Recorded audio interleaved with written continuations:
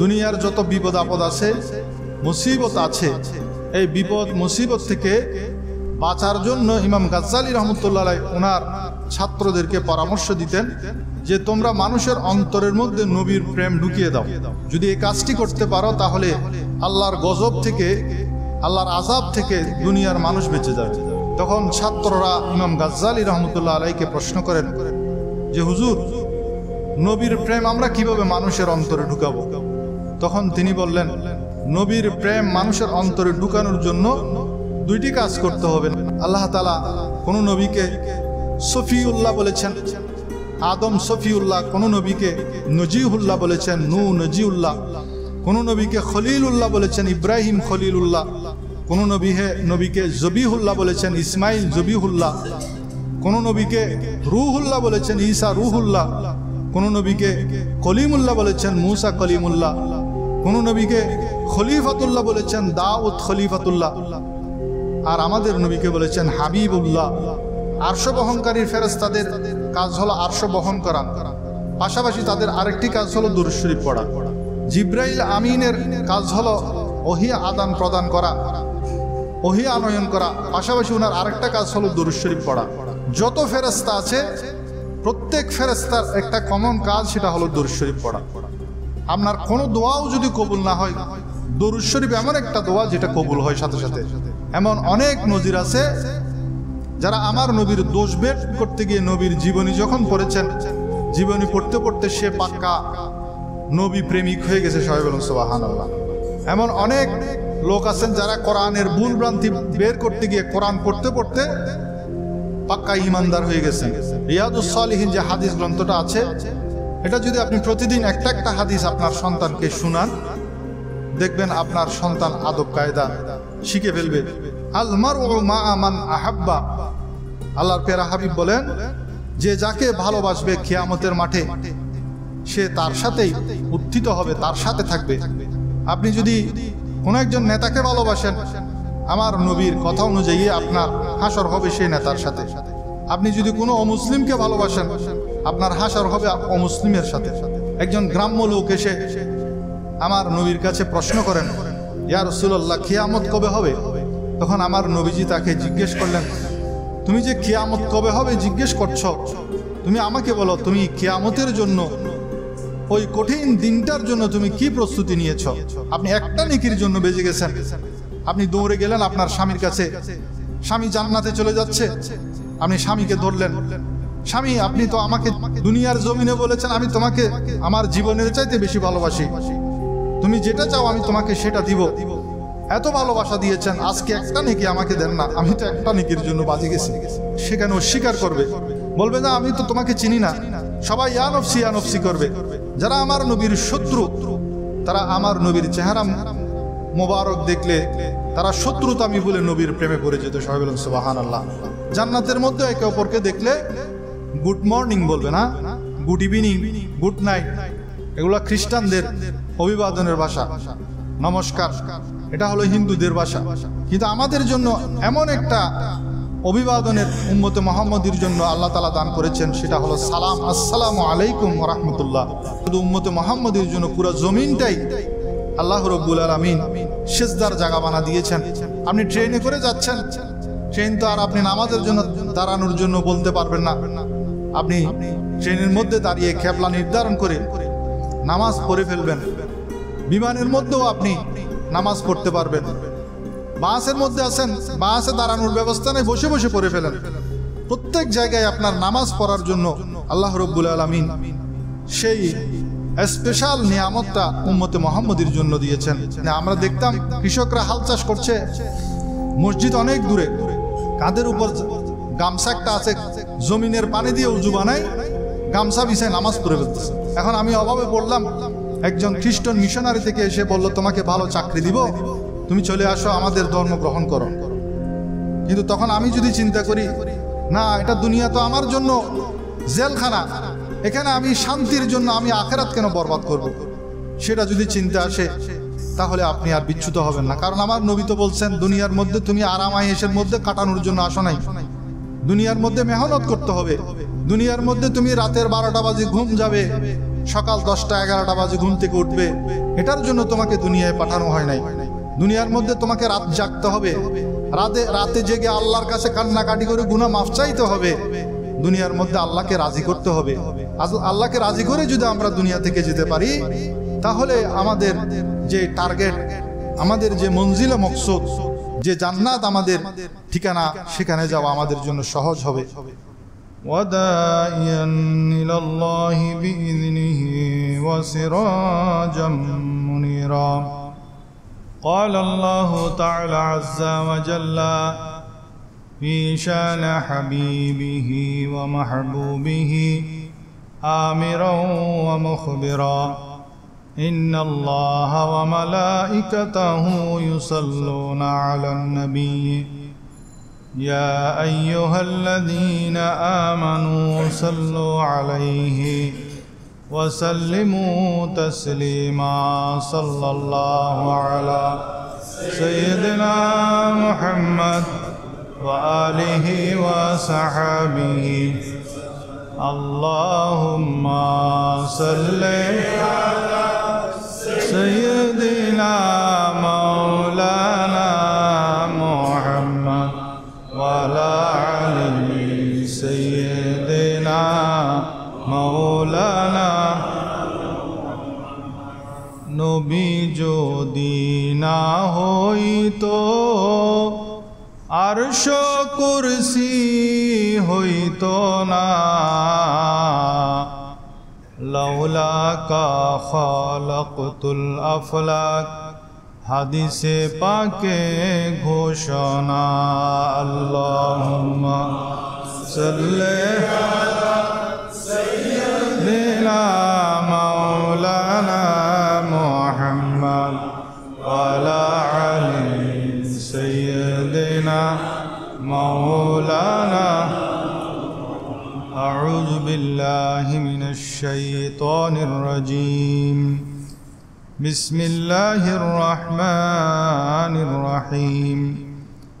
تلك الرسل فضلنا بعضهم على بعض. صدق الله مولانا العظيم وصدق رسوله النبي الكريم ونحن على ذلك لمن الشاهدين والشاكرين والحمد لله رب العالمين. রব্বি সাল্লি ওয়া সাল্লিম ওয়া বারিক আলাইহি। আজকে পবিত্র রবিউল আউয়াল মাসের প্রথম জুমা 1446 হিজরি। আজকে আল্লাহ রাব্বুল আলামিন আমাদেরকে জুমার নামাজ আদায় করার জন্য মসজিদে আসার তৌফিক দান করেছেন। শুকরিয়া আদায়ের সবাই একবার বলুন আলহামদুলিল্লাহ। এই মাসে সকল নবীদের সরদার ইমামুল আইম্মা, ইমামুল মুরসালিন হুজুর নূর সাল্লাল্লাহু আলাইহি ওয়াসাল্লাম দুনিয়ার মধ্যে তশরিফ এনেছেন এবং এই মাসেই তিনি দুনিয়া থেকে পর্দা ফরমাইয়েছেন। সেই নবীর ফজিলত স্বয়ং আল্লাহ তাআলা বয়ান করেছেন। আজকে আমি সেই নবীর ফজিলত বয়ান করার নিয়তে সূরা বাকারার 253 নম্বর আয়াত অংশবিশেষ তেলাওয়াত করেছি।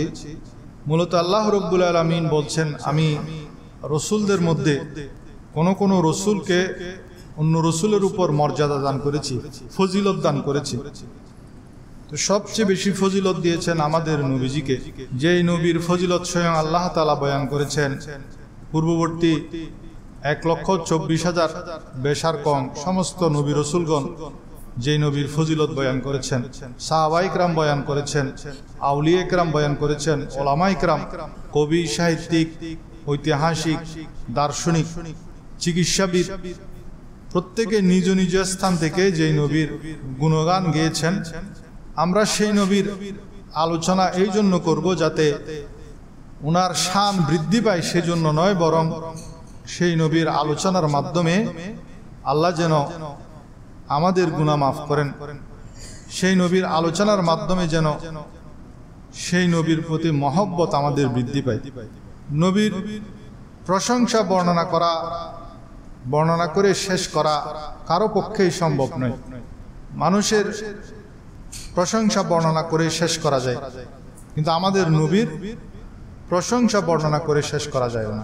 সে যত বড় কবি হোক, দার্শনিক হোক, প্রেসিডেন্ট হোক, তার প্রশংসার শেষ আছে, কিন্তু আমাদের নবীর প্রশংসার কোনো শেষ নেই। সেজন্য যুগে যুগে অনেক বড় বড় লেখকগণ নবীজির প্রশংসা করতে গিয়ে শেষ পর্যন্ত সারেন্ডার করেছেন। তাদের মধ্যে শেখ সাদি রহমতুল্লাহ আলাইহি অন্যতম। তিনি আমার নবীর প্রশংসা লিখতে লিখতে লিখতে লিখতে শেষ পর্যন্ত তিনি সারেন্ডার করে বলেন, বাদ আজ খুদা বুজু তুই কিসসা মুখতাসার। এক কথায় তিনি শেষ পর্যন্ত বলছেন, হে সরকারে কায়নাত, আপনার মর্যাদা আর কতটুকু বয়ান করব, বরং সংক্ষেপে আমি এটাই বলতে চাই, আল্লাহর পরে যেই স্থান সেটা হলো আপনার স্থান। সবাই বলুন সুবহানাল্লাহ। এক কথায় শেখ সাদি রহমতুল্লাহ আলাইহি আমার নবীর প্রশংসা, আল্লাহর পরের স্থানটাই হলো আমার নবীর স্থান। তাহলে আমার নবীর উপরে কেউ যদি মর্যাদাবান থাকেন তিনি হলেন আল্লাহ তাআলা। সবাই আমার নবীর নিচের স্তরে, আদম আলাইহিস সালাতু সালাম থেকে নিয়ে ঈসা রূহুল্লাহ পর্যন্ত সমস্ত আম্বিয়াদের মধ্যে সর্বশ্রেষ্ঠ হলো আমাদের নবীজি। তো যেখানে যিনি আল্লাহ তাআলা বলতেছেন তিলকার রসুল ফাদ্দাল, রসুলদের উপর আমাদের রসুলকে আল্লাহ তাআলা ফজিলত দান করেছেন, সেখানে সাধারণ মানুষের সাথে আমার নবীকে তুলনা করা এটা বেয়াদবি ছাড়া আর কিছুই নয়। নবী করিম সাল্লাল্লাহু আলাইহি ওয়াসাল্লাম উনার ব্যাপারে ইমাম গাজ্জালী রহমতুল্লাহ আলাইহি বলেন যে তোমরা বেশি বেশি মানুষের অন্তরের মধ্যে নবীর মহব্বত পয়দা করে দাও, তাহলে আল্লাহ রাব্বুল আলামিন তোমাদেরকে বিপদ আপদ থেকে রক্ষা করবেন। দুনিয়ার যত বিপদ আপদ আছে, মুসিবত আছে, এই বিপদ মুসিবত থেকে বাঁচার জন্য ইমাম গাজ্জালী রহমতুল্লাহ আলাইহি ওনার ছাত্রদেরকে পরামর্শ দিতেন যে তোমরা মানুষের অন্তরের মধ্যে নবীর প্রেম ঢুকিয়ে দাও। যদি এই কাজটি করতে পারো তাহলে আল্লাহর গজব থেকে, আল্লাহর আযাব থেকে দুনিয়ার মানুষ বেঁচে যাবে। তখন ছাত্ররা ইমাম গাজ্জালী রহমতুল্লাহ আলাইহিকে প্রশ্ন করেন যে হুজুর, নবীর প্রেম আমরা কিভাবে মানুষের অন্তরে ঢুকাবো? তখন তিনি বললেন, নবীর প্রেম মানুষের অন্তরে ঢুকানোর জন্য দুইটি কাজ করতে হবে। নাম্বার 1, মানুষকে বলবে বেশি বেশি নবীর উপর দরুদ শরীফ পড়ার জন্য। যত বেশি দরুদ শরীফ পড়বেন তত নবীর প্রতি মহব্বত বেড়ে যাবে। কারণ দরুদ শরীফ এটা এমন একটা আমল, ইন্নাল্লাহা ওয়া মালাইকাতাহু, নিশ্চয় আল্লাহ তাআলা এবং সমস্ত ফেরেশতারা ইউসাল্লুনা আলান নবী, নবীর উপর দরুদ প্রেরণ করেন। এরপর আল্লাহ তাআলা নির্দেশ দিচ্ছেন, ইয়া আইয়ুহাল্লাযীনা আমানু, হে ঈমানদারগণ, সাল্লু আলাইহি ওয়া সাল্লিমু তাসলিমা, তোমরাও নবীর উপর দরুদ এবং বেশি বেশি সালাম পাঠাও। সবাই বলুন সুবহানাল্লাহ। স্বয়ং আল্লাহ রাব্বুল আলামিন আমার নবীর উপর দরুদ প্রেরণ করেন। সমস্ত ফেরেশতাদের বিভিন্ন কার্যক্রম আছে, কিন্তু তাদের একটা কমন কাজ আছে, সেটা হলো দরুদ শরীফ পড়া। আরশ বহনকারী ফেরেশতাদের কাজ হলো আরশ বহন করা, পাশাপাশি তাদের আরেকটি কাজ হলো দরুদ শরীফ পড়া। জিব্রাইল আমিনের কাজ হলো ওহী আদান প্রদান করা, ওহী আনয়ন করা, পাশাপাশি ওনার আরেকটা কাজ হলো দরুদ শরীফ পড়া। যত ফেরেশতা আছে প্রত্যেক ফেরেশতার একটা কমন কাজ, সেটা হলো দরুদ শরীফ পড়া। পাশাপাশি অন্যান্য দায়িত্ব আছে তাদের, কিন্তু তাদের একটা কমন দায়িত্ব, সেটা হলো আমার নবীর উপর দরুদ প্রেরণ করা। তো যেই কাজ স্বয়ং আল্লাহ তাআলা করছেন, সমস্ত ফেরেশতারা করছেন, এবং আল্লাহ নির্দেশ দিচ্ছেন, ইয়া আইয়ুহাল্লাযীনা আমানু, হে ঈমানদারগণ, তোমরা আমার নবীর উপর দরুদ পড়ো এবং বেশি বেশি সালাম প্রেরণ করো। সেজন্য নবীর উপর দরুদ যখন পড়ব, আমরা যদি অর্থের দিকে খেয়াল করি, দরুদ অর্থ হলো নবীর উপর আল্লাহর কাছে দোয়া করা, হে আল্লাহ, আপনি আমার নবীর উপর রহমত পাঠান, আপনি নবীর উপর দয়া করেন। দরুদের অর্থ হলো আমরা দোয়া করি মূলত আল্লাহর কাছে, হে আল্লাহ, আপনি নবীর উপর দরুদ পাঠান, নবীর উপর রহমত করেন, নবীর উপর দয়া করেন। আর আল্লাহ বলছেন, আমি দয়া করি, আমি নবীর উপর দরুদ পাঠাই। সেজন্য পৃথিবীর জমিনে আপনার কোনো দোয়াও যদি কবুল না হয়, দরুদ শরীফ এমন একটা দোয়া যেটা কবুল হয় সাথে সাথে। কারণ আপনি বলার আগেই তো আল্লাহ দোয়া করতেছেন, নবীর উপর রহমত প্রেরণ করতেছেন। সেজন্য কেউ যদি একবার আমার নবীর উপর দরুদ পড়ে, সাথে সাথে আল্লাহ তাআলা ওই বান্দার উপর 10 বার রহমত প্রেরণ করেন। নবীর উপর তো প্রেরণ করছেন, কিন্তু আপনি যখন নবীর জন্য আল্লাহর কাছে দোয়া করছেন, হে আল্লাহ, আল্লাহুম্মা সাল্লি আলা, হে আল্লাহ, নবীর উপর আপনি দরুদ পাঠান, সাথে সাথে আল্লাহ বলছেন তোমার উপর 10 বার রহমত।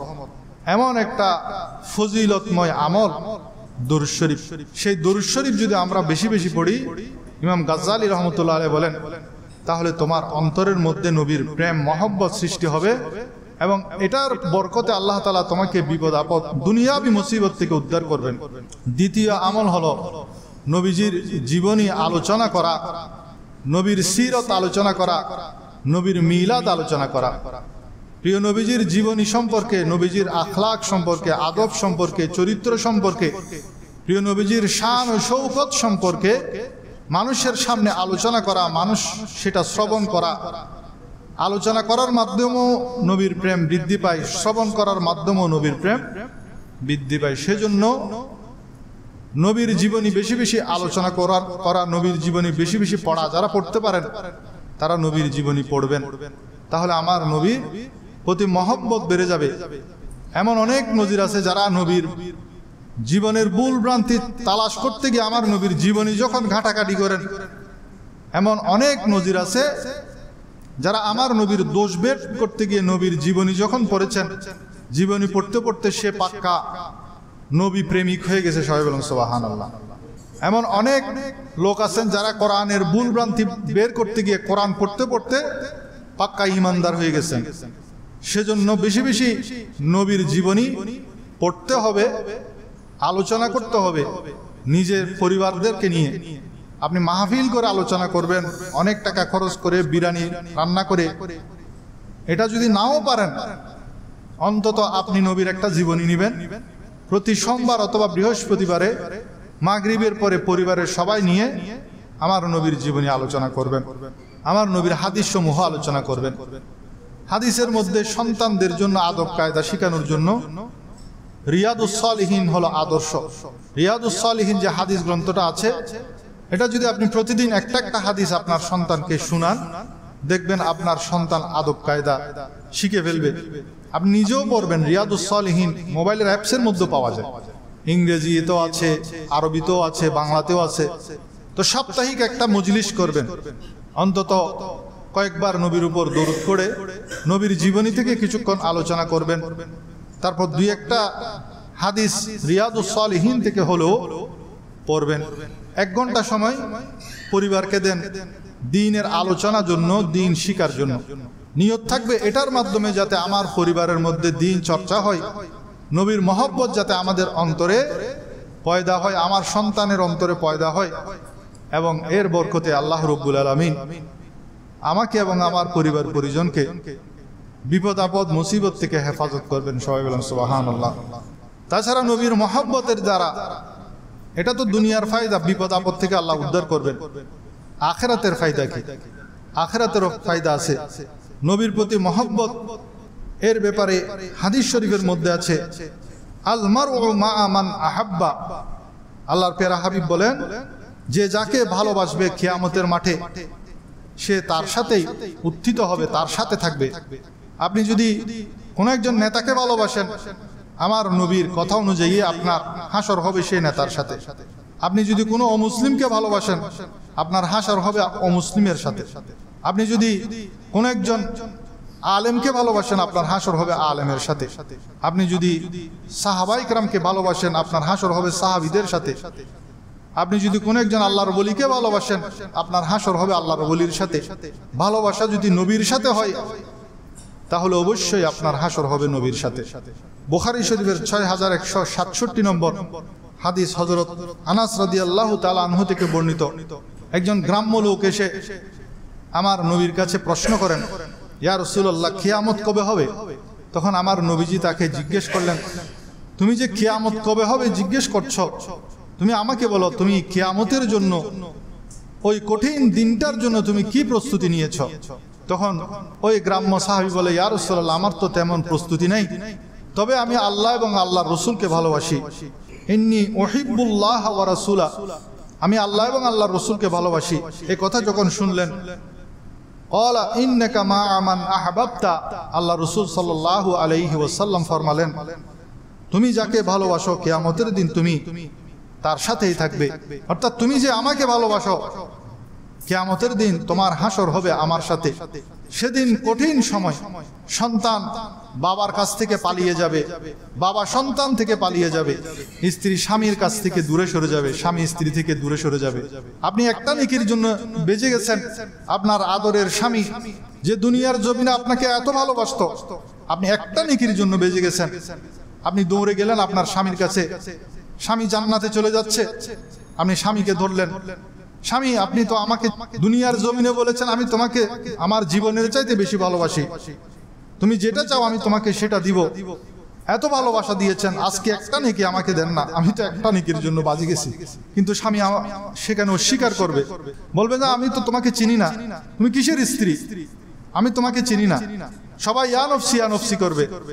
সেদিন ভাই ভাই থেকে পালাবে, সন্তান পিতা থেকে পালাবে, পিতা সন্তান থেকে পালিয়ে যাবে। চিন্তা করবে হাই এ তো আসতেছে, আমার সন্তান আসতেছে, সে আমার কাছ থেকে এখন নেকি চাইবে, আমি তাকে নেকি দিলে তো আমিও বেঁচে যেতে পারি। সেজন্য একজন আরেকজন থেকে পালিয়ে যাবে সেদিন। ইয়াউমা ইয়াফিরুল মারউ মিন আখিহি ইলা আখিরিল আয়াত। সেদিন ভাই ভাই থেকে পালিয়ে যাবে, সন্তান পিতা থেকে পালিয়ে যাবে, স্ত্রী স্বামী থেকে, স্বামী স্ত্রী থেকে, এভাবে পালিয়ে পালিয়ে থাকবে। এমন একটা কঠিন মুহূর্তে যদি আমরা নবীর সাথে থাকতে পারি, যার কাছে সেদিন শাফাআতের তাজ পরিধান করানো হবে, এটার চেয়ে বড় নিয়ামত আর কি হতে পারে। সেজন্য আল্লাহ রাসূল বলছেন ওই সাহাবীকে, ইন্নাকা মা'a মান আহবাবতা, তুমি যাকে ভালোবাসো কিয়ামতের দিন তার সঙ্গে তুমি থাকবে। এই হাদিস শোনার পর হযরত আনাস রাদিয়াল্লাহু তাআলা আনহু বলেন যে আমরা এত বেশি আনন্দিত হয়েছি যে কারণ আমরা আমার নবীকে নিজেদের জানের চাইতে বেশি ভালোবাসতাম। আমরা সাহাবায়ে কেরাম নবীর এই কথাটা শুনে এত বেশি আনন্দিত হয়েছি, ইতিপূর্বে আমরা এত আনন্দিত হইনি। কারণ আমার নবী বলেছেন যে যাকে ভালোবাসে তার সাথেই সে হাসরের ময়দানে, কিয়ামতের ময়দানে থাকবে। হযরত আনাস রাদিয়াল্লাহু বলেন যে আমরা তো নবীকে নিজের প্রাণের চেয়ে বেশি ভালোবাসি, নিজের সন্তানের চেয়ে বেশি ভালোবাসি, নিজের স্ত্রীর চেয়ে, ভাই বেরাদার চাইতে, বন্ধু আহবাবের চাইতে বেশি ভালোবাসি, তাহলে আমাদের আর কিসের চিন্তা। আমরা সাহাবায়ে কেরাম আমার নবীর এই হাদিসটা শুনে এত বেশি আনন্দিত হয়েছি, ইতিপূর্বে আমরা এত বেশি আনন্দিত হই নাই। কারণ আমরা নবীকে অকৃত্রিম ভালোবাসি, আর সে ভালোবাসার প্রতিদিন আমরা কিয়ামতের ময়দানে পাবো নবীর সাথে থেকে। আর নবীর সাথে যদি আমরা থাকতে পারি তাহলে কিয়ামতের কঠিন দিনে আমাদের আর কোনো পেরেশানি নেই, আমাদের আর কোনো টেনশন থাকবে না, আমাদের আর কোনো চিন্তা থাকবে না। সুতরাং দরুদ শরীফের মাধ্যমে, প্রিয় নবীজির জীবনী আলোচনার মাধ্যমে, জীবনী পড়ার মাধ্যমে নবীর মহব্বত যেমন আমাদের অন্তরের মধ্যে আনতে হবে, যার বরকতে দুনিয়ার মুসিবত থেকে আমরা উদ্ধার পাবো। ইমাম গাজ্জালী রহমতুল্লাহ আলাইহির ভাষ্য মতে, আর আল্লাহর প্যারা হাবিব বলেন যে যাকে ভালোবাসে তার সাথেই তার হাসর হবে। সুতরাং আমাদের সর্বোচ্চ ভালোবাসা থাকতে হবে নবীর প্রতি। লা ইউমিনু আহাদুকুম হাত্তা আকুনা আহাব্বা ইলাইহি মিন ওয়ালিদিহি ওয়া ওয়ালাদিহি ওয়ান নাসি আজমাইন। সন্তান সন্ততি পিতা মাতা এবং পৃথিবীর সমস্ত মানুষের চাইতে বেশি আমার নবীকে ভালোবাসা, এটাই হলো নবীর প্রতি ভালোবাসার ঈমানি দাবি। সেই ভালোবাসা অর্জন করতে হলে নবীর জন্য মাহফিল করতে হবে, আলোচনা করতে হবে। ইমাম গাজ্জালী রহমতুল্লাহ আলাইহি বলেন যত বেশি নবীর আলোচনা হবে তত মহব্বত বাড়বে। যার মহব্বত যার সাথে বেশি, তার জিকিরও, তার আলোচনাও বেশি হয়। আপনি যাকে ঘৃণা করেন তার কথা আপনি, তার নাম উচ্চারণ করতে আপনার রুচিতে বাঁধবে, কিন্তু যাকে মহব্বত করেন তার আলোচনা আপনার বেশি শুনতেও ভালো লাগবে, আলোচনা করতেও ভালো লাগবে। এটাই হলো মহব্বতের দাবি। প্রিয় নবী করিম সাল্লাল্লাহু আলাইহি ওয়াসাল্লামের আল্লাহ তাআলা কিছু কিছু ফজিলত এবং বৈশিষ্ট্য দিয়েছেন যা অন্য নবীদেরকে আল্লাহ তাআলা দেন নাই। যেমন হযরত আলী রাদিয়াল্লাহু তাআলা আনহু বলেন, আল্লাহর প্যারা হাবিব ইরশাদ করেন যে নবী করিম সাল্লাল্লাহু আলাইহি ওয়াসাল্লাম নিজেই ইরশাদ করেন আমাকে আল্লাহ তাআলা কিছু স্পেশাল বৈশিষ্ট্য দান করেছেন। যেমন নবী করিম সাল্লাল্লাহু আলাইহি ওয়াসাল্লামের চেহারা মোবারক এর মধ্যে একটা রূপ ছিল যে সাধারণ মানুষ আমার নবীর চেহারার দিকে দেখলে মহব্বত যেমন বেড়ে যেত, যারা আমার নবীর শত্রু তারা আমার নবীর চেহারা মোবারক দেখলে তারা শত্রুতামি বলে নবীর প্রেমে পড়ে যেত। সবাই বলুন সুবহানাল্লাহ। এমন একটা আকর্ষণ আল্লাহ তাআলা আমার নবীর চেহারার মধ্যে দিয়েছেন। আমার নবী বলছেন আমাকে সমগ্র দুনিয়ার ধনভাণ্ডারের চাবি সমূহ দেওয়া হয়েছে। আমার নবী বলছেন, আমার নাম আল্লাহ তাআলা রেখেছেন আহমদ, এই নামে আর কোনো নবী রসুলের নাম আল্লাহ তাআলা রাখেন নাই। আহমদ শব্দের অর্থ হলো প্রশংসাকারী। 4 নম্বর হলো, আমার জন্য আল্লাহ তাআলা মাটিকে পবিত্র ঘোষণা করেছেন। কারো যদি পানির অভাব হয়, পানি না থাকে, আমাদেরকে আমাদের শরীয়তে আমার নবীজির বরকতে আমাদেরকে মাটির মাধ্যমে তাইয়্যুমের মাধ্যমে পবিত্রতা অর্জন করার সুযোগ দিয়েছেন। এটা অন্য কোনো নবীকে আল্লাহ তাআলা দান করেন নাই। এবং আমার নবী বলছেন, আমার উম্মতকে শ্রেষ্ঠ উম্মত হিসেবে আল্লাহ তাআলা ঘোষণা করেছেন। এবং আমার উম্মতকে 3টি স্পেশাল নিয়ামত আল্লাহ তাআলা দান করেছেন। তার মধ্যে একটি হলো সালাম। যেমন মুসলমানদের জন্য সালামের যে বিধানটা, সেটা জান্নাতীদেরও অভিবাদনের ভাষা। জান্নাতের মধ্যে একে অপরকে দেখলে গুড মর্নিং বলবে না, গুড ইভিনিং, গুড নাইট, এগুলো খ্রিস্টানদের অভিবাদনের ভাষা, নমস্কার, এটা হলো হিন্দুদের ভাষা। কিন্তু আমাদের জন্য এমন একটা অভিবাদনের উম্মতে মুহাম্মদীর জন্য আল্লাহ তাআলা দান করেছেন, সেটা হলো সালাম, আসসালামু আলাইকুম ওয়া রাহমাতুল্লাহ। জান্নাতীদেরও সেটা অভিবাদনের ভাষা হবে, যেটা উম্মতে মুহাম্মদীকে আল্লাহ তাআলা দান করেছেন। পূর্ববর্তী নবীর উম্মতদেরকে এত সুন্দর অভিবাদনের সালামের পদ্ধতি আল্লাহ তাআলা শিক্ষা দেন নাই। এটা আমাদের জন্য অনেক বড় একটা নিয়ামত। দ্বিতীয়ত, সারিবদ্ধভাবে দাঁড়ানো নামাজের জন্য, ইবাদতের জন্য। পূর্ববর্তী নবীর উম্মতদের জন্য এইভাবে সারিবদ্ধভাবে দাঁড়িয়ে কাতারবদ্ধ হয়ে, যেটা ফেরেশতাদের আমল, ফেরেশতারাও কাতারবদ্ধ হয়ে দাঁড়ায়, সারি সারি কাতারবদ্ধ হয়ে দাঁড়ায়। তো আমাদের উচিত, যখন আমরা নামাজ পড়বো, আমাদের কাতারটা যাতে সুন্দর হয়, কাতারটা যাতে সোজা হয়, সেজন্য আমার নবীজি বেশি গুরুত্ব দিতেন। নামাজের আগে কাতার সোজা করতেন এবং একে অপরের সাথে লেগে লেগে দাঁড়াতেন। মাঝখানে ফাঁকা না রাখে আরেকজন মুসলমান ভাইকে দাঁড়ানোর সুযোগ করে দিয়া, এটা হলো ফেরেশতাদের আমল। সুন্দর আমলটি আল্লাহ তাআলা উম্মতে মুহাম্মদীকে দিয়েছেন। কিন্তু আমরা এখনো পর্যন্ত সেই করোনা ভাইরাসের অভ্যাসে অভ্যস্ত হয়ে এখনো ফাঁক ফাঁক করে দাঁড়ায়। এক বিগত ফাঁক থাকে মাঝে মাঝে অনেকের মাঝে, কিন্তু নিয়ম হলো একজনের সাথে একজন লেগে দাঁড়ানো। এটা ফেরেশতাদের আমল, যেটা আল্লাহ রাব্বুল আলামিন দয়া করে আমাদেরকে দিয়েছেন নামাজের মধ্যে। পূর্ববর্তী উম্মতের জন্য, ইবাদতের জন্য এভাবে দাঁড়ানোর কোনো পদ্ধতি আল্লাহ তাআলা দান করেন না। 3 নম্বর হলো আমিন বলা। আমরা যখন দোয়া করি সেখানেও বলে আমিন। কোন নবীর উম্মতকে আল্লাহ তাআলা আমিন শব্দটি দান করেন নাই। এবং আমরা যখন সূরা ফাতিহা পড়ি, ইমাম সাহেব যখন বলে ওয়ালাদ-দাল্লিন, আমরা বলি আমিন।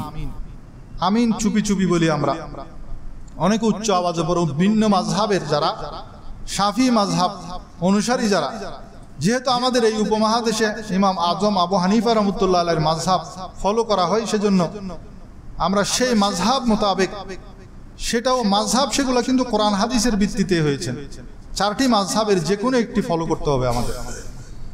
তা আমরা চুপি চুপি বলি। যখনই আমিন বলা হয়, ফেরেশতারাও তখন নাকি আমিন বলে। তা আমাদের আমিন এবং ফেরেশতাদের আমিন যখন মিলে যায়, আল্লাহ তাআলা আমাদের গুনাহসমূহ মাফ করে দেন। সবাই বলুন সুবহানাল্লাহ। তাহলে সালাম, এটাও আমাদের জন্য স্পেশাল নিয়ামত। তারপর সারিবদ্ধভাবে নামাজের মধ্যে দাঁড়ানো, এটাও আমাদের জন্য স্পেশাল নিয়ামত। এবং আমিন বলা, এটাও আমাদের জন্য স্পেশাল নিয়ামত, যেটা পূর্ববর্তী নবীর উম্মতদেরকে আল্লাহ তাআলা দান করেন নাই। মুসলিম শরীফের আর হাদিসের মধ্যে আছে আরো 5টি প্রিয় নবীজির স্পেশালিটি বয়ান করা হয়েছে। আমার নবী বলছেন, আমার উম্মতদের জন্য গনিমতের মাল, যেটা যুদ্ধলব্ধ মাল, শত্রুরা যেটা ফেলে চলে যায়, গনিমতের মালটাকে হালাল করা হয়েছে, যেটা পূর্ববর্তী নবীদের উম্মতদেরকে যুদ্ধ করলেও শত্রুর সেই যুদ্ধলব্ধ মাল পূর্ববর্তী নবীর উম্মতদের জন্য হালাল ছিল না, কিন্তু আমাদের জন্য সেটা আল্লাহ তাআলা হালাল করেছেন আমার নবীর উসিলায়। সপ্তমত হলো, সমস্ত জমিনকে আল্লাহ তাআলা আমার উম্মতের জন্য পবিত্র করে দিয়েছেন। সেজন্য যেখানেই আপনার নামাজের ওয়াক্ত হয়েছে, আশেপাশে মসজিদ নাই, দুদু মরুভূমি বা জমিনের মাঝখানে কৃষক হাল চাষ করছেন। আপনারা তো শহর এলাকায় থাকেন, আমরা গ্রামে, এখন গ্রামেও আর জমিন দেখা যায় না। আমরা দেখতাম কৃষকরা হাল চাষ করছে, মসজিদ অনেক দূরে, কাঁধের উপর গামছা একটা আছে, জমিনের পানি দিয়ে উজু বানায়, গামছা বিছায় নামাজ পড়ে ফেলতেছে। কিন্তু পূর্ববর্তী যুগের উম্মতদের জন্য তাদের নির্ধারিত স্থান ছাড়া অন্য কোথাও ইবাদত করার সুযোগ ছিল না। শুধু উম্মতে মুহাম্মদের জন্য পুরো জমিনটাই আল্লাহ রাব্বুল আলামিন সিজদার জায়গা বানা দিয়েছেন। আপনি ট্রেনে করে যাচ্ছেন, ট্রেন তো আর আপনি নামাজের জন্য দাঁড়ানোর জন্য বলতে পারবেন না। আপনি ট্রেনের মধ্যে দাঁড়িয়ে কিবলা নির্ধারণ করে নামাজ পড়ে ফেলবেন। বিমানের মধ্যেও আপনি নামাজ পড়তে পারবেন। বাসের মধ্যে আছেন, বাসে দাঁড়ানোর ব্যবস্থা নেই, বসে বসে পড়ে ফেলেন। প্রত্যেক জায়গায় আপনার নামাজ পড়ার জন্য আল্লাহ রাব্বুল আলামিন সেই স্পেশাল নিয়ামতটা উম্মতে মুহাম্মদের জন্য দিয়েছেন। 8 নম্বর হলো আল্লাহর প্যারা হাবিব বলেন, আমি সমগ্র সৃষ্টির প্রতি প্রেরিত হয়েছি, সেজন্য আমার নবীজিকে বলা হয় বিশ্ব জগতের নবী, বিশ্ব জগৎ সমূহের নবী। বিশ্ব একটা না, অনেকগুলা বিশ্ব। শুধু বিশ্ব নবী বললে অনেকে বলছে যে বিশ্ব হলো তো এটা এক বচন হয়, বিশ্ব তো একটা না, বিশ্ব তো অনেকগুলা। শুধু পূর্ববর্তী যুগের নবীরা বিভিন্ন এলাকা ভিত্তিক এসেছেন, বিভিন্ন এরিয়া ভিত্তিক, বিভিন্ন শহর ভিত্তিক এসেছেন, কিন্তু আখিরি নবী আল্লাহর প্যারা হাবিব সাল্লাল্লাহু আলাইহি ওয়াসাল্লামকে কুল কায়নাতের নবী রূপে আল্লাহ তাআলা প্রেরণ করেছেন। এটাও আমার নবীর একটা স্পেশালিটি। নবমত আল্লাহর প্যারা হাবিব বলেন, আমার দ্বারা নবুয়তের সমাপ্তি ঘোষণা করা হয়েছে। আমার নবীর পরে আর কোন নবী দুনিয়ার জমিনে আসবে না। এবং সর্বশেষ হলো আমার নবীজি কোনো কথা যখন বলতেন সংক্ষেপে বলতেন, কিন্তু এটার অর্থ ছিল অনেক ব্যাপক। সেরকম আমরা হাদিস পড়ি, অহরহ হাদিস, সেগুলো আবার ব্যাখ্যা করতে হয়। ব্যাখ্যা না পড়লে সেটা বোঝা যায় না। যেমন আমরা পড়েছি আমার নবীজি বলছেন মুমিন মুমিনের আয়না। এটার অর্থ কি? আমার নবীজি বলে দিয়েছেন সংক্ষেপে, মুমিন একজন মুমিন আরেকজন মুমিনের আয়না স্বরূপ। তো এখন ব্যাখ্যাকারকরা এটার ব্যাখ্যা করেছেন, পৃষ্ঠাকে পৃষ্ঠা ব্যাখ্যা করেছেন। আপনি একজন মুসলমান আরেকজন মুসলমান ভাইয়ের যখন একটা দোষ দেখবেন, তার টুপিটা সে উল্টা দিয়ে আসছে, তো আমাদের কাজ কি হবে? সে তো আমার মুসলমান ভাই, আমাদের কাজ হবে সে যদি আয়নার সামনে যেত, সে তার টুপিটা যেরকম ঠিক করত। তা আপনি মুমিন হিসেবে সে একটা জায়গায় যাচ্ছে, তা আপনার উচিত হবে তার টুপিটা ঠিক করে দেয়া। এভাবে ব্যাখ্যা করতে করতে অনেক ব্যাখ্যা, অনেক লম্বা কথা, কিন্তু সংক্ষেপ, কিন্তু এর ব্যাপ্তি অনেক বেশি। সেরকম বালাগাত ফাসাহাত বিশিষ্ট কথা আমার নবীজি বলতেন। কারণ আমার নবী তো কথা যেগুলো বলতেন সেগুলো ছিল মূলত ওহী দ্বারা নিয়ন্ত্রিত। তেমনি ভাবে আল্লাহর প্যারা হাবিব বলেন, দুনিয়া মুমিনের জন্য কারাগার আর কাফিরের জন্য বেহেশত। যারা মুমিন, দুনিয়ার মধ্যে তাদের বিপদ থাকবে, মুসিবত থাকবে, দুঃখ থাকবে, বিভিন্ন ধরনের পরীক্ষা থাকবে, অনেক কিছু আসবে। তো আমাদের যদি আমার নবীর এই হাদিসটা মনে থাকে, আমার নবী তো বলেছেন দুনিয়াটা আমাদের জন্য আসল নয়। দুনিয়ার মধ্যে আমরা বেহেশতের নাজ ও নিয়ামত ভোগ করার জন্য আসি নাই। দুনিয়াটা হলো আমাদের শস্য ক্ষেত্র, দুনিয়াটা হলো আমাদের আখিরাতের মাজরা। তো এখানে আমাদের অনেক কাজ করতে হবে, অনেক মেহনত করতে হবে। এই মেহনত করতে গিয়ে অনেক বিপদের সম্মুখীন হতে হবে। সেখানে আমাদের ধৈর্য ধারণ করতে হবে। সিরাতুল মুস্তাকিম থেকে বিচ্যুত হওয়া যাবে না। আমার টার্গেট হলো জান্নাত, মুসলমানদের টার্গেট হলো জান্নাত। এই জান্নাতের রাস্তার মাঝে মাঝে অনেক ধরনের বাধা আসবে, অনেক ধরনের বিপত্তি আসবে। সেগুলোতে আমরা বাধা বিঘ্ন এগুলাকে অতিক্রম করে আমাদের সেই মঞ্জিলে মকসুদ, যেটা আমাদের মঞ্জিলে মকসুদ হলো কি? জান্নাত না জাহান্নাম? জান্নাত। সেই জান্নাতে যাওয়ার জন্য আমাদের দুনিয়ার রাস্তাটাকে অতিক্রম করতে হবে। সেখানে ঝড় ঝাপটা আসবে, তুফান আসবে, মহামারী আসবে, অনেক ধরনের পরীক্ষা আসবে, অভাব আসবে, অনটন আসবে। সেগুলোর মধ্যে আমাদের ধৈর্য ধারণ করে সিরাতুল মুস্তাকিম থেকে আমরা বিচ্যুত হব না। এখন আমি অভাবে পড়লাম, একজন খ্রিস্টান মিশনারি থেকে এসে বলল তোমাকে ভালো চাকরি দিব, তুমি চলে আসো আমাদের ধর্ম গ্রহণ করো। কিন্তু তখন আমি যদি চিন্তা করি, না, এটা দুনিয়া তো আমার জন্য জেলখানা, এখানে আমি শান্তির জন্য আমি আখিরাত কেন বরবাদ করব? সেটা যদি চিন্তা আসে, তাহলে আপনি আর বিচ্যুত হবেন না। কারণ আমার নবী তো বলছেন দুনিয়ার মধ্যে তুমি আরাম আয়েশের মধ্যে কাটানোর জন্য আসো নাই। দুনিয়ার মধ্যে মেহনত করতে হবে। দুনিয়ার মধ্যে তুমি রাতের 12টা বাজে ঘুম যাবে, সকাল 10টা 11টা বাজে ঘুম থেকে উঠবে, এটার জন্য তোমাকে দুনিয়ায় পাঠানো হয় নাই। দুনিয়ার মধ্যে তোমাকে রাত জাগতে হবে, রাতে জেগে আল্লাহর কাছে কান্নাকাটি করে গুনাহ মাফ চাইতে হবে। দুনিয়ার মধ্যে আল্লাহকে রাজি করতে হবে। আল্লাহকে রাজি করে যদি আমরা দুনিয়া থেকে যেতে পারি, তাহলে আমাদের যে টার্গেট, আমাদের যে মঞ্জিলে মকসুদ, যে জান্নাত আমাদের ঠিকানা, সেখানে যাওয়া আমাদের জন্য সহজ হবে। তো এই ধরনের সংক্ষিপ্ত কথার মাধ্যমে আমার নবীজি আমাদেরকে বিশাল বিশাল, যেটার অর্থ অনেক ব্যাপক, যেমন আস-সাওমু জুন্নাতুন, রোজাকে বলেছেন ঢাল স্বরূপ। কিসের ঢাল? গুনাহ থেকে বাঁচার ঢাল, গীবত থেকে বাঁচার ঢাল। এই ধরনের ব্যাখ্যা করলে পৃষ্ঠাকে পৃষ্ঠা ব্যাখ্যা আছে। তারপর বলেছে আস-সালাতু মি'রাজুল মুমিনিন, নামাজ হলো মুমিনের মেরাজ। এভাবে সংক্ষিপ্ত কথায় আল্লাহর নবী সাল্লাল্লাহু আলাইহি ওয়াসাল্লাম অনেক কিছু বুঝাতে পারতেন। এটাও আমার নবীজির একটা স্পেশালিটি ছিল।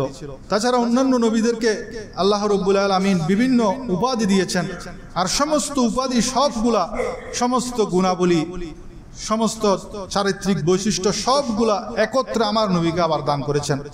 আল্লাহ তাআলা কোন নবীকে সফিউল্লাহ বলেছেন, আদম সফিউল্লাহ, কোন নবীকে নজিহুল্লাহ বলেছেন, নূহ নজিউল্লাহ, কোন নবীকে খলিলুল্লাহ বলেছেন, ইব্রাহিম খলিলুল্লাহ, কোন নবীকে জবিহুল্লাহ বলেছেন, ইসমাইল জবিহুল্লাহ, কোন নবীকে রুহুল্লাহ বলেছেন, ঈসা রুহুল্লাহ, কোন নবীকে কলিমুল্লাহ বলেছেন, মুসা কলিমুল্লাহ, কোন নবীকে খলিফাতুল্লাহ বলেছেন, দাউদ খলিফাতুল্লাহ, আর আমাদের নবীকে বলেছেন হাবিবুল্লাহ।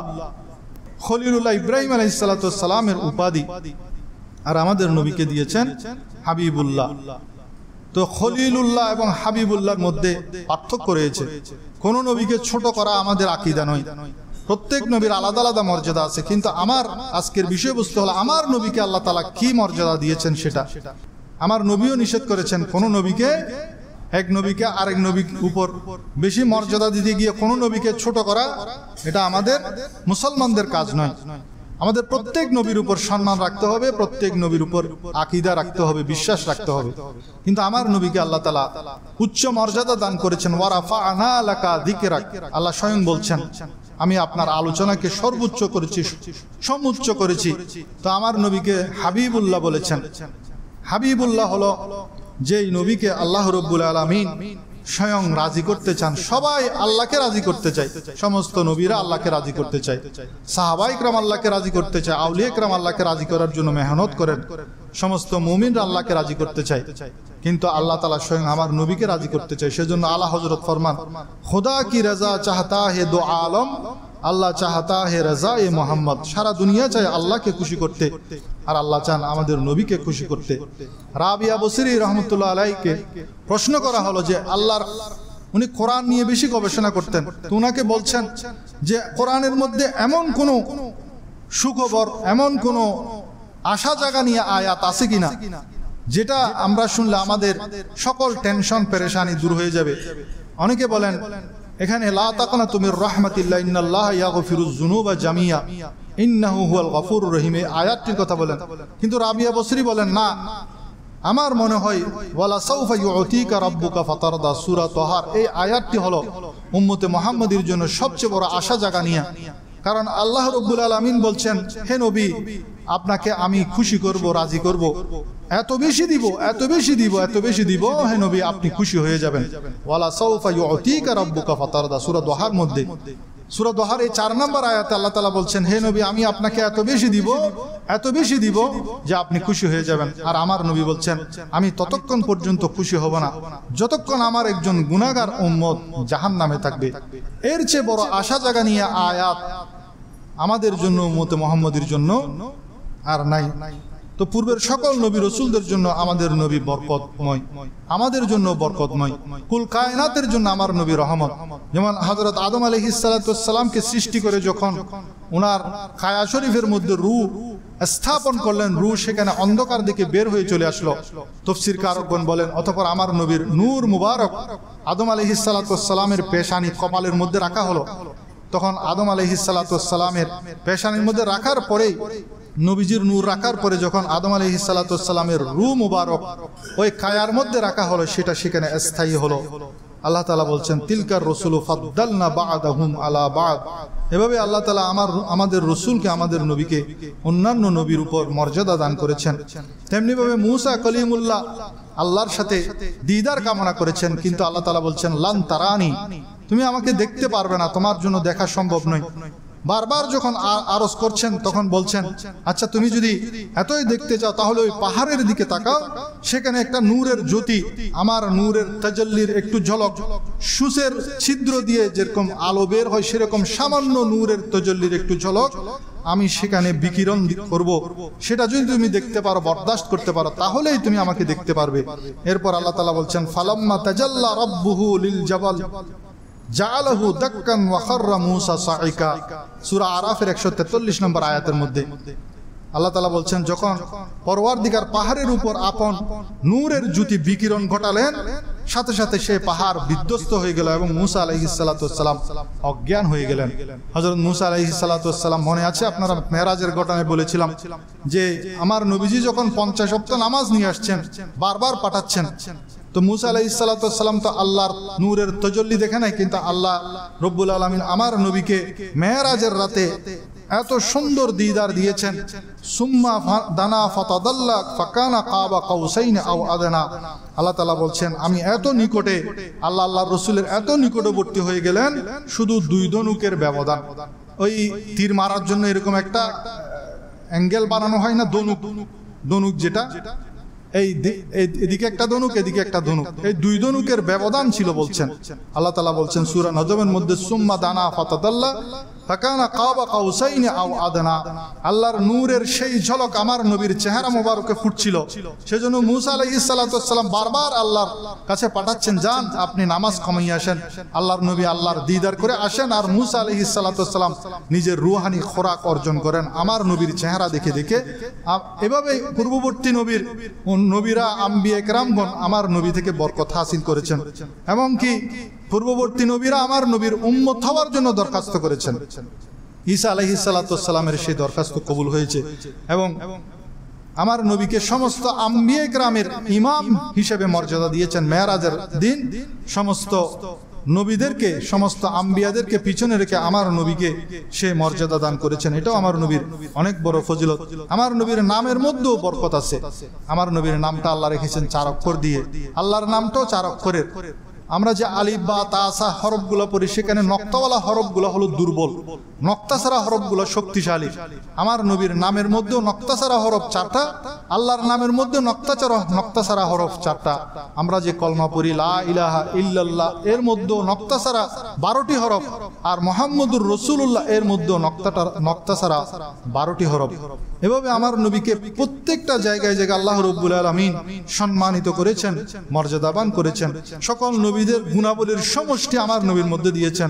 নূহ আলাইহিস সালাতু ওয়াস সালামের শুকর, ইব্রাহিম আলাইহিস সালাতু ওয়াস সালামের ইব্রাহিমী সুন্নত, মূসা আলাইহিস সালাতু ওয়াস সালামের ইখলাস, ইসমাঈল আলাইহিস সালাতু ওয়াস সালামের সাদাকত, সত্যবাদিতা, ইয়াকুব আইয়ুব আলাইহিস সালাতু ওয়াস সালামের সবর, ঈসা আলাইহিস সালাতু ওয়াস সালামের বিনয় নম্রতা, ইউসুফ আলাইহিস সালাতু ওয়াস সালামের সৌন্দর্য সহ সকল নবীদের বৈশিষ্ট্য, চারিত্রিক গুণাবলী, সৌন্দর্য, মুজিজা সবকিছু আল্লাহ রাব্বুল আলামিন একত্রে আমার নবীকে দান করেছেন।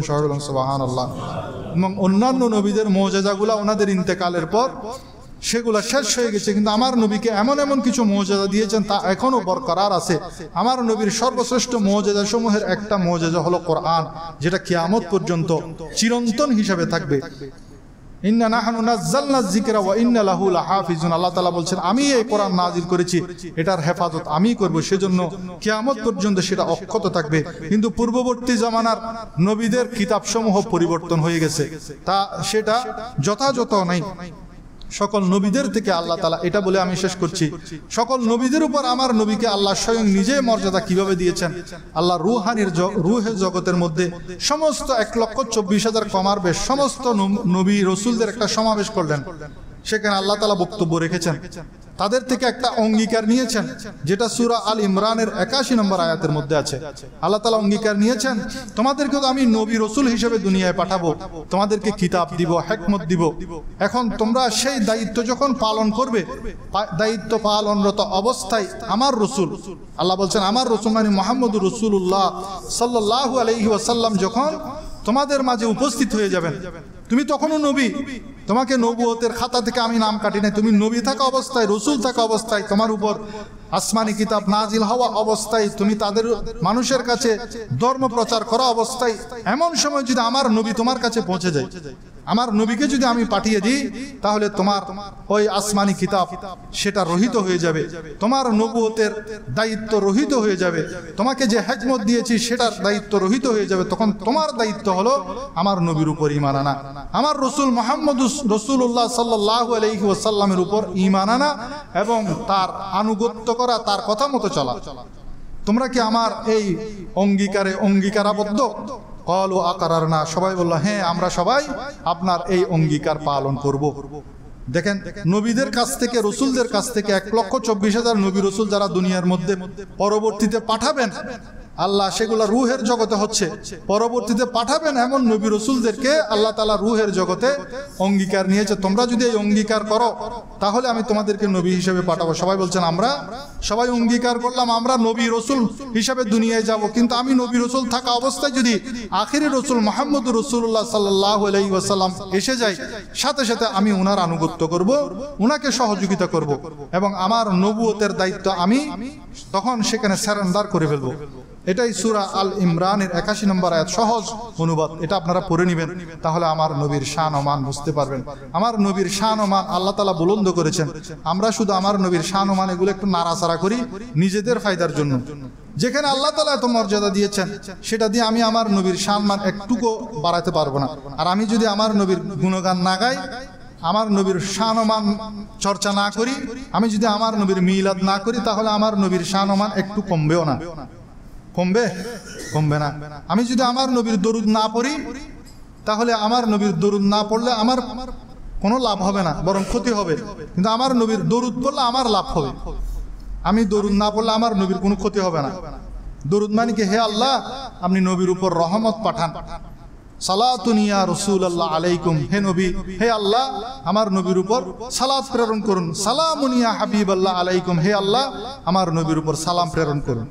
তো এটা যখন বলবো, আল্লাহ বলছেন তোমার উপর 10টা রহমত নাজিল হবে, তোমার উপর তোমার দুষ্ট গুনাহ মাফ হবে, তোমার 10টা দরজা বুলন্দ হবে। তো এটা যদি আমি করে আমার লাভ হচ্ছে, আর আমি যদি না করে আমার ক্ষতি হবে। সেজন্য নবীর মহব্বত, প্রেম, ভালোবাসা এটা আমাদের অন্তরের মধ্যে জায়গা দিতে হবে। দুনিয়ার সব কিছু থেকে বেশি আমার নবীকে ভালোবাসতে হবে। আল্লাহ রাব্বুল আলামিন আমাদেরকে প্রিয় নবী করিম সাল্লাল্লাহু আলাইহি ওয়াসাল্লামের প্রতি বেশি বেশি দরুদ শরীফ পাঠ করার তৌফিক দান করুন। আল্লাহ তাআলা আমাদেরকে রবিউল আউয়াল মাস নয়, শুধু সারা জীবন নবীর জীবনী চর্চা করার তৌফিক দান করুন, নবীর আদর্শকে জীবনে ধারণ করার তৌফিক দান করুন, বেশি বেশি নবীকে ভালোবাসার তৌফিক দান করুন, নবীর প্রতি ভালোবাসার মাধ্যমে হাসরের কঠিন দিনে নবীর পাশে থাকার তৌফিক দান করুন। নবীর মাহফিল হলে তাতে মহব্বতের সাথে, আন্তরিকতার সাথে টাকা পয়সা দিয়ে, বুদ্ধি পরামর্শ দিয়ে সাহায্য সহযোগিতা করার তৌফিক দান করুন। আমাদের মসজিদও ইনশাল্লাহ এই ঈদে মিলাদুন নবীর আয়োজন করা হবে প্রতি বছরের ন্যায়। আপনারা প্রত্যেকে আন্তরিকতার সাথে, মহব্বতের সাথে সাহায্য সহযোগিতা, বুদ্ধি পরামর্শ দিবেন। আসসালামু আলাইকুম। যারা সুন্নত পড়েন সুন্নত পড়েন।